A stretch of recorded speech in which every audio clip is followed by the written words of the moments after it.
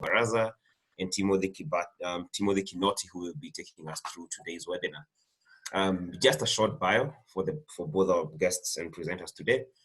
Laura holds a PhD in economics from Radboud University in Netherlands. She's currently a lecturer at the University of Nairobi School of Economics. Her research interests include innovation and development. She's published leading journals in leading journals such as the Research Policy, and she's a certified European Investment Bank Global Development Network Fellow, focusing on applied development finance. She's also an affiliate to the African Economic Research Consortium and works in partnership for the economic policy. And she is also a member of the African Network for Internationalization of Education. So that's Laura, our first guest today. We also have Timothy Kinoti, who over the last 10 years has been working on evaluation, monitoring, and research, and is currently working as the evaluation and learning manager at World University Service of Canada. Having led teams that have had local and international members in both the public and private sectors, he has records track in leadership in over 28 countries in Kenya and internationally. He's also worked as a lead consultant with institutions such as PwC. Kinoti's vision is a world where development work will be informed by rigorous evidence through contextually appropriate methodologies. Kinoti is keen on development finance subjects and how different investment vehicles are used to impact change in African countries. He's currently pursuing a PhD in development studies with research emphasis on development finance. Timothy is also a certified European Investment Bank Global Development Network fellow in applied development finance. And that last part is why we are privileged to have Laura and Timothy speak to us around the topic of today. So with that introduction, I will leave it to Laura and Timothy to take us through today's webinar. Kindly remember that you can drop your questions on the Q&A button at the very bottom of your Zoom screen in the course of the presentation. This session will be recorded for future reference and will be shared with you at the end of this. Kindly remember to put your questions on the Q&A. As the last bit of this webinar, I will read them out to our panelists and presenters, and then they will take it from there. So Laura, Timothy, thank you very much for making time to facilitate this webinar. It's a series of webinars that we've been doing since the onset of this pandemic, and pretty much to help businesses understand how they can stay alive, and not just stay alive, but thrive in these hard and unprecedented times. So welcome, and we're looking forward to a very educative and interactive session.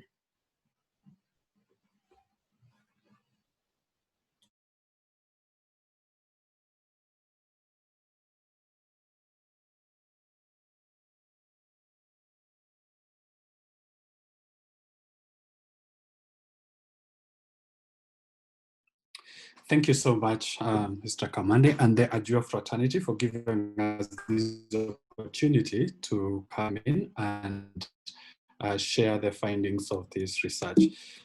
So without much ado, I will go straight to show what we'll be covering in this presentation. We start with acknowledgements, the people who've made this possible, the research project that Laura and Abdi have been leading under the Ajua platform. And then we'll go and talk more about the customer relationship management in Kenya. We'll look at the investigating the impact of innovative CRM solutions, where Laura will be taking us through the research findings. And then we'll have a session to look at the conclusions in the context of COVID-19 and thereafter recommendations. With that, we want to, first of all, acknowledge and appreciate the opportunity that European Investment Bank and the Global Development Network has given to this program. This program is aimed at examining, the broader program is aimed at examining the impact of EIB's investments in Africa, Caribbean, and the Pacific. I would want to put that into context a little bit and talk and expand on that a bit. And I want to mention that the European Investment Bank and Global Development Network have partnered to create a program in applied development finance. This program is tailored to study impact of EIB's impact financing envelope projects in Africa, Caribbean, and the Pacific countries. And Ajua is a beneficiary of this, in which Laura and Abdi were the lead researchers. I'm a beneficiary of the EIB program, but under a separate project company that is implementing here in Kenya. Now, with that, I hand it over to Laura to take us through the other parts of the presentation.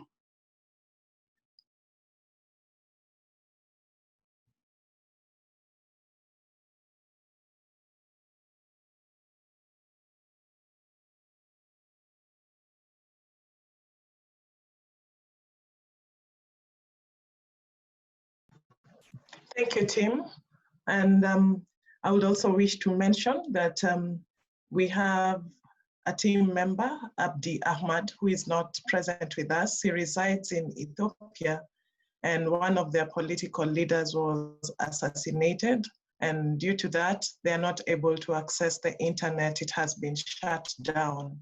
So he's not able to join us, but perhaps he'll be able to share his insights using another medium.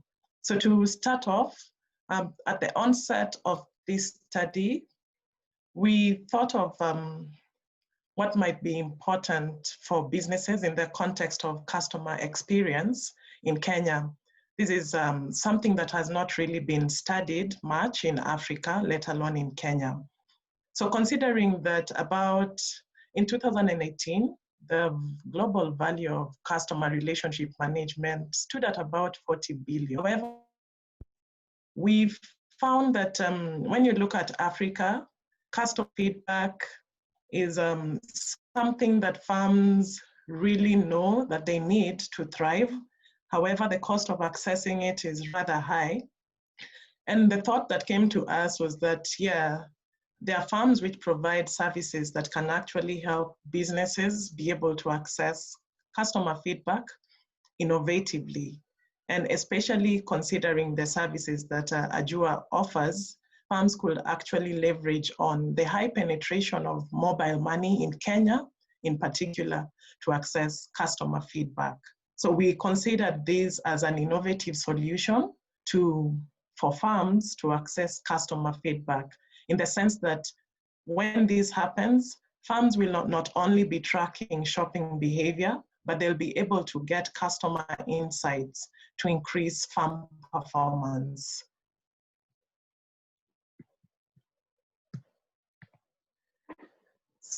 So how we tie this to the current pandemic, in general, most communication between customers and firms is face-to-face. So face-to-face meetings are have been the preferred mode of communication in every sense we can consider, whether it is selling, whether customers are looking for products to buy, whether there are complaints being made.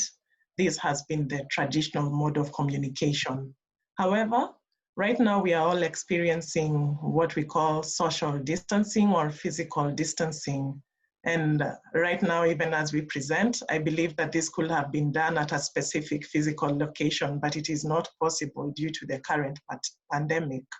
And while we began this study way before the COVID pandemic came in, we found that what we have to share might be important for businesses to actually thrive during this pandemic, especially when we link it to the fact that we are not able to interact using the face-to-face medium. So what other solution could be put in place for firms to continue interacting with their customers? So the innovative digital solution that was interesting was that Ajua uses mobile money customer relationship management platforms to link customers and firms. And how this works, when a customer purchases an item or a product from a firm, they use the M-Pesa to make a payment. And we can see that once that is done, then a firm is able to communicate with the customer and find out whether they are happy with the service, whether they will refer other people to the business. So just beyond looking at what customers are buying, this is a very important and fast mode of communication between farms and customers. If any complaints arise at every touch point, particularly the pay point, this will mean that the customer can complain, and the farms therefore have an avenue to quickly address any issues. And if a customer is happy, then the farms know that this customer is happy with the current service as it is. So what was of interest was for us to examine the importance or the impact of mobile customer relationship management software on how farms perform. And in essence, we don't really know, or rather we didn't really know how much the impact might be. And basically it's because of data limitations of the impact of customer relationship management software on farms in Africa.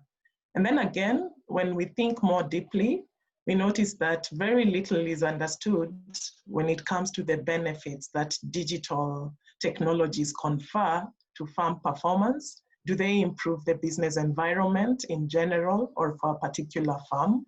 And again, what was important is that we were able to conduct an independent study just to examine the impact of customer relationship management software on farm performance.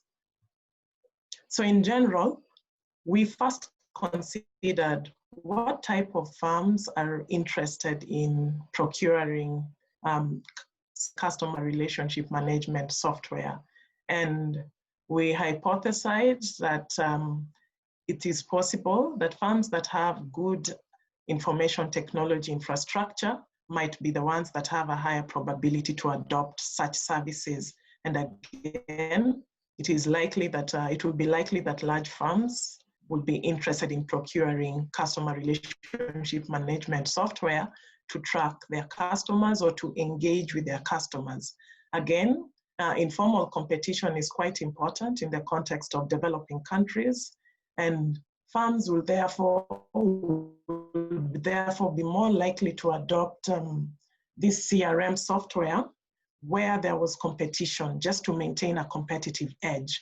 So we ended up looking at mobile customer relationship management software and the web customer relationship management software. And the question was that when farms adopt these technologies, what is the impact on customer volume, simply the number of customers, and the sales performance? Do those increase? Does it confer any benefits?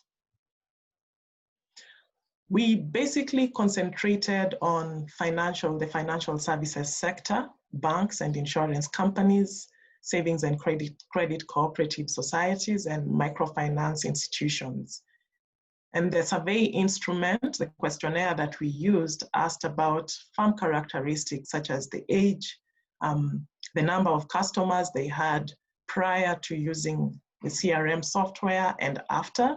And again, we were interested in knowing whether these farms are using the mobile CRM or web-based CRM. Do they use mobile money? And most importantly, again, are they customer-centric? How do they perceive their customers? How do they engage their customers? In the analysis, we used a simple probit regression just to examine whether IT infrastructure, farm size, and informal competition motivate farms to uptake CRM software. So do they adopt CRM software when they have better technology, whether they are larger, and if they are facing higher informal competition? And to examine the impact of CRM software on farm performance, we used an instrumental variables approach to do this, to accomplish that objective. So coming to the findings, we have some descriptive statistics. And one thing that we tapped out was that 91% of our sample, and these were 162 farms, used the face-to-face customer relationship management channel. However, only about 17% were using the web-based CRM and mobile-based CRM. So this shows that in the prior period, or in general, most farms indeed do prefer to have the face-to-face customer relationship engagement. Again, we tried to find out, are firms aware of customer satisfaction metrics? And here, 72% of the respondents did not know what the Net Promoter Score was, the Consumer Effort Score, or Customer Lifetime Value was. They had simply not heard about it at all. And this also points to the fact that there's lack of awareness of such measures and how they can be leveraged to improve the customer experience, which of course we expect to have a positive impact on farm performance. So for the farms which adopted CRM software, so this is the mobile customer relationship management software and web-based CRM software, most of them did this to improve trend. They wanted to be able to address customers' complaints and to simply understand customers' needs. So this shows that firms indeed do recognize that it is important to keep in touch with your client, not just when selling, but just handling them. The whole customer journey from the moment that the buyer walks into the shop and when they walk out and even after.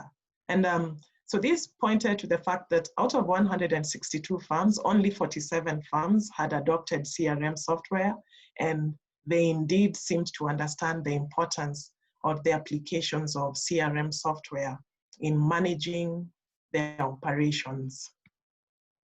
So coming to the findings, the empirical results, indeed, we found that having firms that had an IT department had a higher probability of adopting CRM software.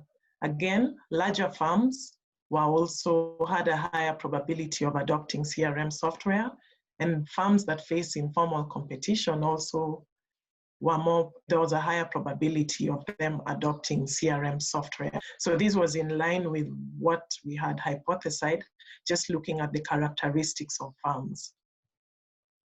On the impact of CRM software adoption on farm performance, indeed, we found that firms that are adopting both mobile customer relation management software and the web-based CRM seem to have a higher number of customers, and their sales performance was much higher than for those firms that were not adopting the CRM software. So this is an empirical finding that shows that indeed it is worth, firms should consider adopting this software because of the implications it has on their general performance. So coming from what we did not know, I may have summarized, I will still want to reiterate this, that face-to-face customer relationship was actually preferred by a majority of the firms, and very few firms adopted the mobile CRM and the web-based CRM. In fact, a majority had never heard of these customer satisfaction metrics, which are provided by using this CRM software. Then most importantly, we empirically found that using this software has a positive impact on farm performance, which will be the ultimate goal for any farm adopting the customer relationship management software. So coming to conclusions, I would want to hand this over to Tim to take us through how we tie these conclusions to the current pandemic. Thank you.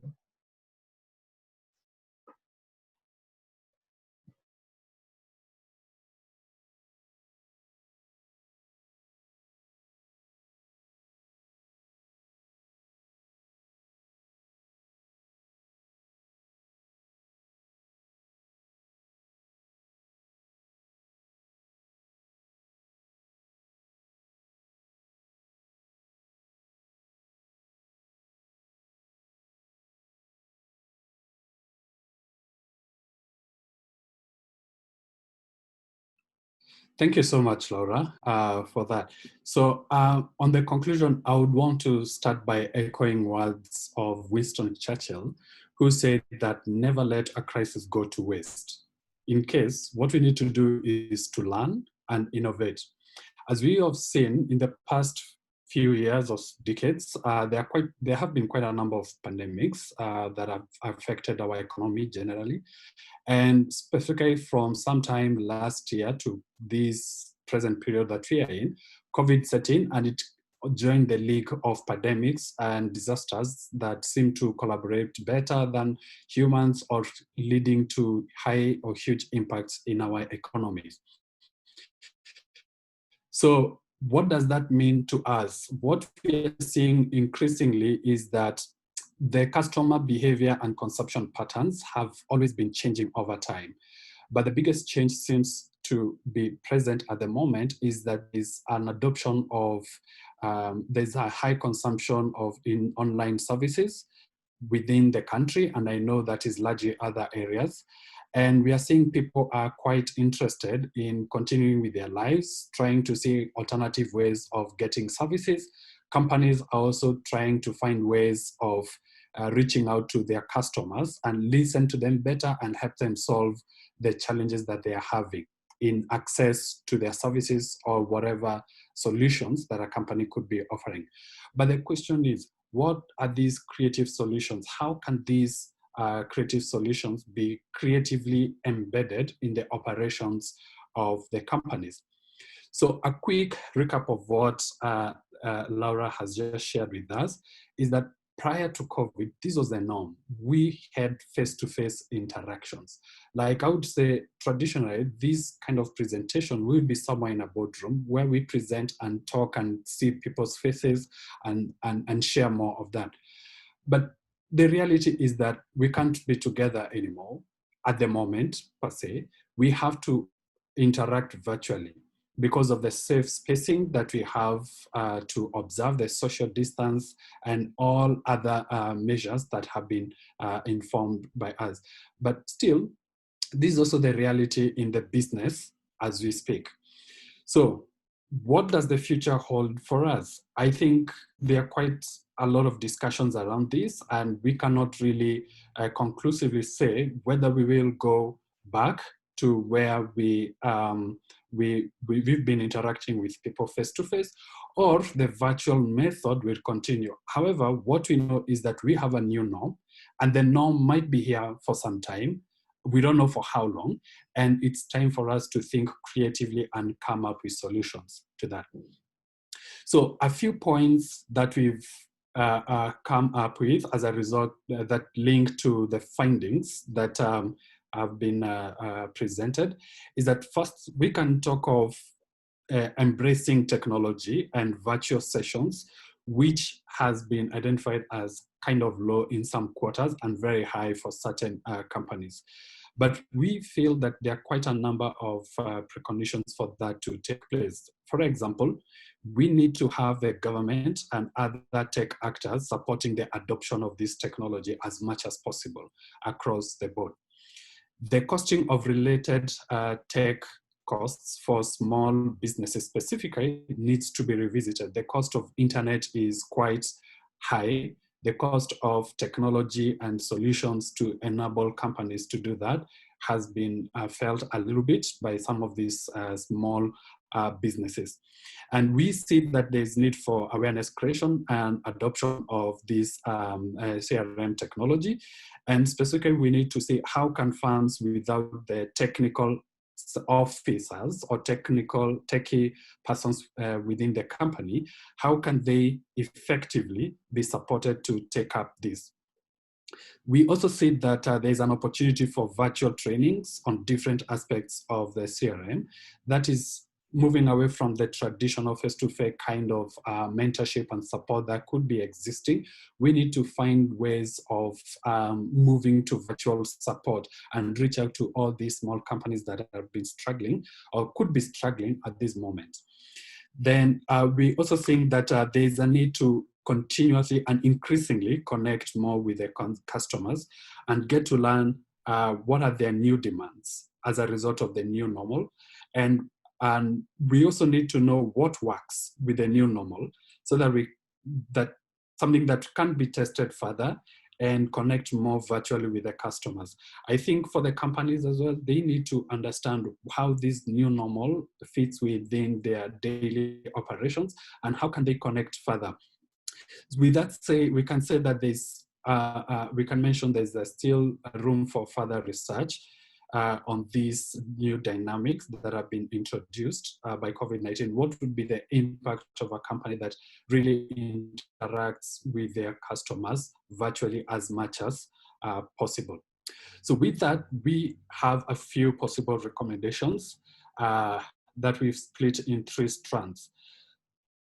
But the key word here is awareness. We need to create awareness on customer loyalty and satisfaction metrics and their use of business processes. We also need to create awareness on the use of MCRM softwares and digital innovative business solutions. And lastly, we do say that there is need for awareness on additional unforeseen benefits of adopting CRM softwares.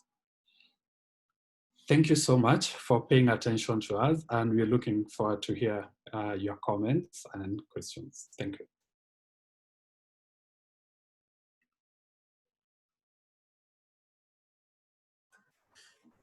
Thank you very much, Timothy and Laura. I don't know if there are any questions, but I have one. Before we welcome any other, and kindly remember that you can type them on the Q&A button at the bottom of your screen. So my question would be around the empirical evidence that you got pre-COVID, right? So that there was a significant difference between organizations that have a CX strategy and have a mobile CRM and are in continuous conversations with their customers to understand what their feedback is in relation to their business and products. Do you think that this difference between these companies that pay attention to customers and companies that don't, do you think that difference will continue to widen, especially during the pandemic? Or what are your thoughts, especially from a data point of view on that?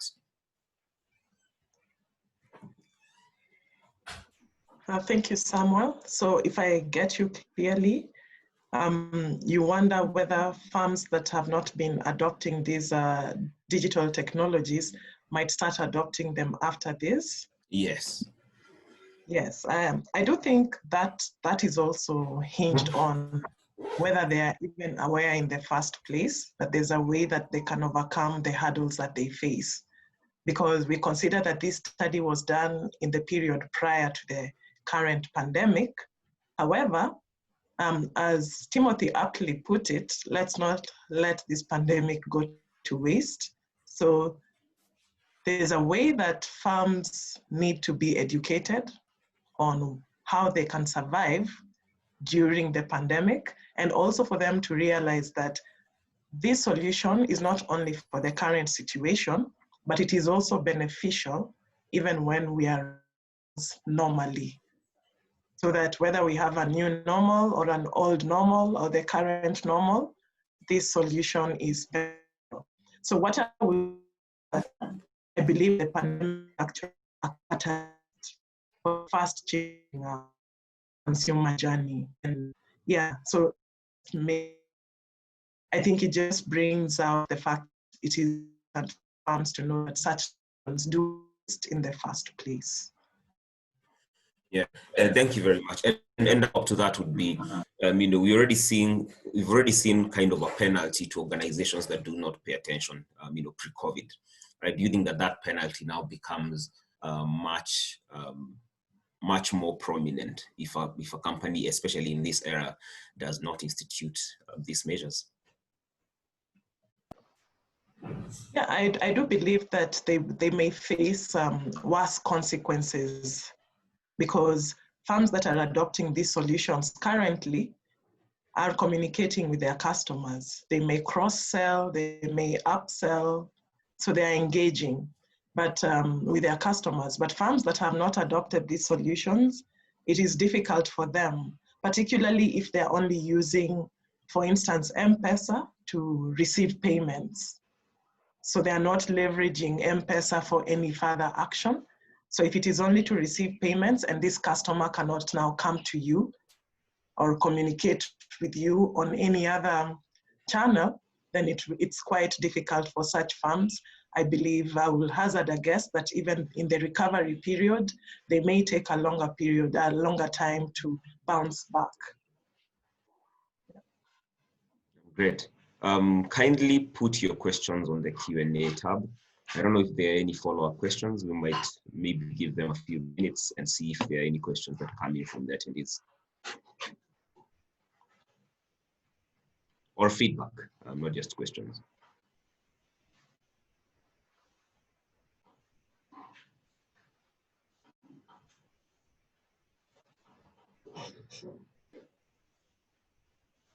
So we're going to give it 2 minutes. It's now 11:38 to 11:40. If there are no more questions, then we'll ask Laura and Timothy to just give their closing remarks, and we can take it from there.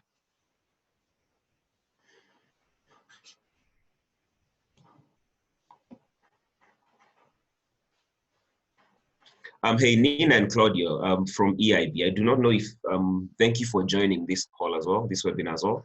I don't know if you have any additional inputs considering your involvement in this research and many more in this market.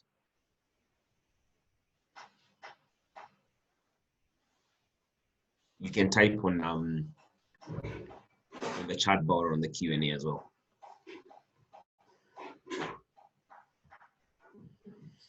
So Nina is saying, thank you very much for the presentation. Is there any learning from the research that Ajua will be taking forwards from their own monitoring? Yeah, absolutely. So as Ajua, we do not have an indicator empirically of the impact of what we provide to organizations to help them stay alive and thrive. But now we've been able, thanks to Laura and the team, to put data points to that, right? So now we're able to say, okay, over the last 3 years or over the next 3 years, this is what an organization can expect based on adopting either Ajua solutions to help them stay in touch with their customers, or pretty much just having a robust CX strategy. Now we have numbers to put to that, and we're able now to, as we bring more businesses on board, as we continue with the existing businesses, grow with them with this baseline and this expectation already set out. That this is what we would expect for your to happen to your business over time, and we can track those two things in parallel. So that's for us, that's the biggest impact that this has. And it's going to be kind of a continuous reminder of the impact that we should have on the businesses. And look at increasing it as well.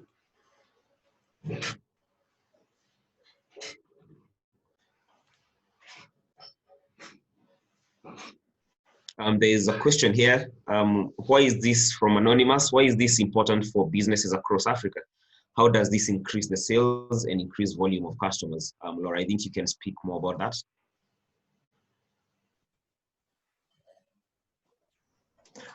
Thank you, Kamande. And yeah, I think that's a good question. I think I'll loop in Timothy when I finish my part. But I do believe that, yeah, in the inception, we said that there are really no studies which bring out the importance of customer experience on farm performance. And what I would also want to mention is that as much as we find that there's such a positive impact of having CRM software on farm performance, the mechanisms are varied. So it is possible that farms that adopt CRM software take in customer insights to improve their products, to innovate, and this ends up making them more profitable.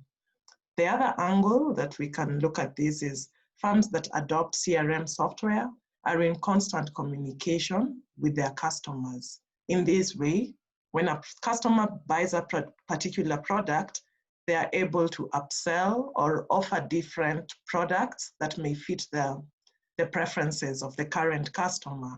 Again, so apart from just retaining a customer who knows that they are valued, it is also possible that a customer who is happy will recommend this company to a few other people. So there are several channels in which customer volume or the number of customers may increase.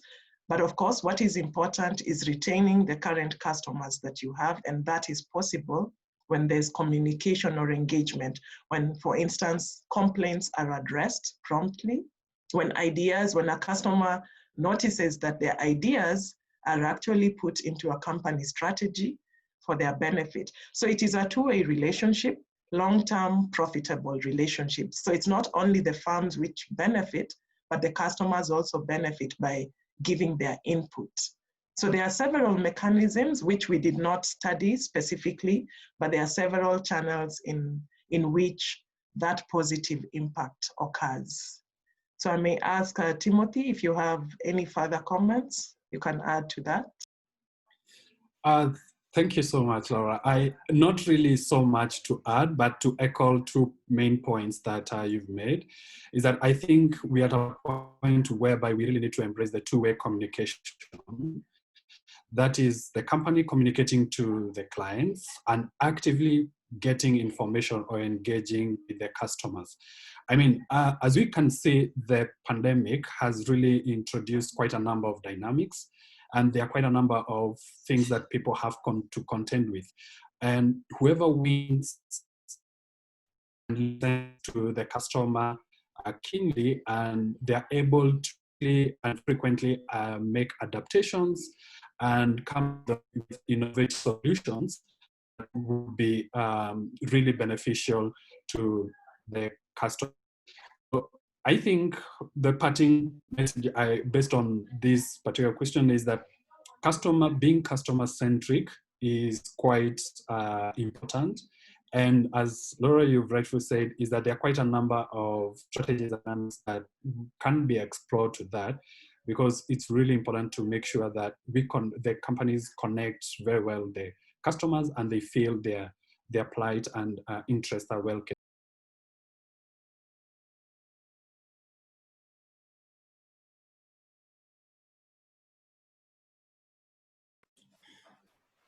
Great.